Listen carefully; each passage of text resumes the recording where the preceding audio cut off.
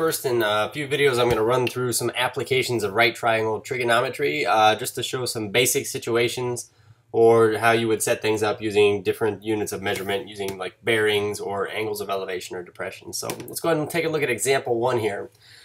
We have the two equal sides of an isosceles triangle are 24 centimeters. Okay, so you'll see our two equal sides are 24, which means also that our base angles here are 52 degrees. And so oftentimes we'll be given an isosceles triangle and we'll be asked to use right triangle trig, but there's no right angles involved. So what our method is going to be is this: we'll drop down an altitude from the vertex angle. We have the two base angles in the isosceles triangle. We'll drop down an altitude from the vertex angle, which allows us to consider this, a right angle here. And so if it's helpful, we can draw these triangles separate from one another. We can say, okay, so what we really have here is up here we had vertex C. We have this base angle here is 90 degrees. We say A.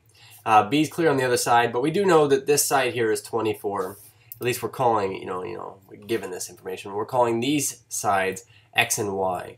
And then we also know that our base angle here is 52 degrees. We say 52 degrees. Okay, well, knowing all this, we could just go ahead and set up a couple of equations, and that's what I want to do. But using SOHCAHTOA here, or a right triangle trig, we say, okay, in order to say solve for x first. I want to solve for x first because it seems to be the bigger of the two sides. It's just a good way to go.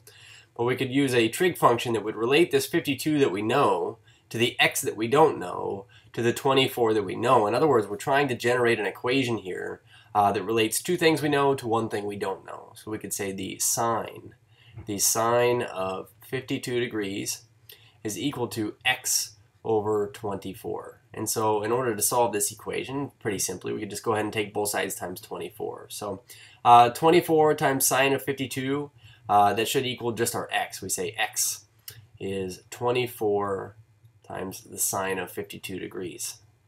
Okay? Cool. All right, so now once we know x, we can go back and solve for y. But we want the length of the base and the altitude. If you've read the problem up here, it says find the length of the base and the altitude. We've just found the altitude, and we'll go back and calculate that in a minute. Okay, so don't lose this. Keep it in your pocket.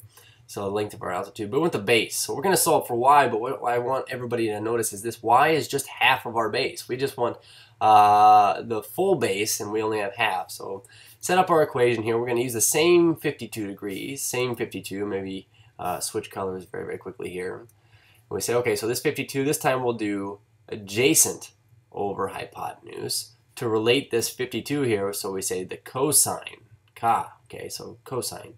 Cosine of 52 degrees would be equal to y over 24. And the same method's going to apply here. We say 24 on both sides times 24. And so these 24s cancel out on the right, and we get this: y equals 24 cosine of 52 degrees. Okay, so now we're just going to pull out a calculator and actually get some values for these. All right, and so I've got a calculator open already. We'll go ahead and pull it over here so we can see it right next to each other. But we say 24 times sine of 52 was our first value. This is the value of the height, so we say about 21 point. Now I want you to notice this: our original values up here went out to the nearest whole number, so a good practice is we'll go one extra place value, but about 21.2-ish. Okay, so we get a height of x here, we say, is approximately 21.2-ish units. Okay, so we didn't have units on this one. 21.2-ish units, and that seems reasonable. We say 21.2 units in length. Okay, so here's our height. We've found the length of the altitude. Okay, now we want the length of the base, and so we'll go ahead and calculate with our 24 cosine 52. So 24 times cosine of 52 is 47.5.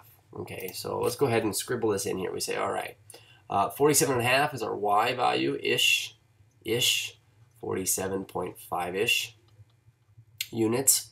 Okay, so this being said, we wanted to find the length of the entire base, and if we know this, we say, okay, so y is 47.5-ish units, and what we need to do is we need to double this. So times 2, 240 is 80, 2 7.5 is 15, so 80 plus 15 there would be 95. So the entire base here would be 95 units in length. But this is a very common example to have to deal with isosceles triangles.